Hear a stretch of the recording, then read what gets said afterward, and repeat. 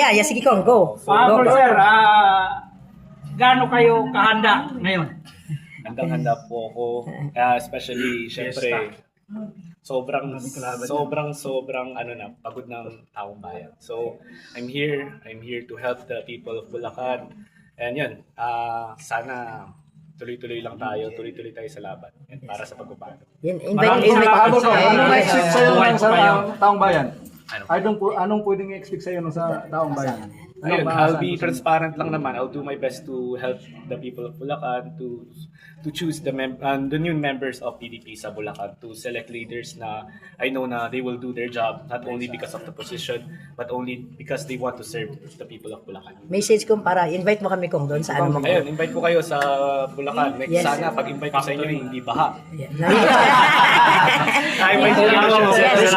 Reno Shine Kong, Reno Shine. Hindi, family namin is puro business, so I can invite you naman sa mga negosyo namin. So makita nyo rin kung ano ang hanap buhay namin. And walang hindi kami contractor. Our family is mostly importer ng mga furnitures, And ngayon meron kami mga mga hollow blocks, mostly private naman. And hardware and motor. So kilala nyo po ang Racal Motorcycle. And ayun. Pwede ba tayo kapautangan din? Pero yung father ko po yung founder ng Racal. Rakal talaga.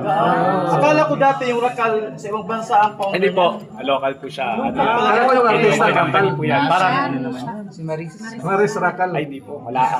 Kasi yung paglabas ng unang Rakal, nagkaroon kami ng motor ng Rakal. Oo, magandang Rakal. Maganda nga po. Mas maganda pa siya sa Lucy.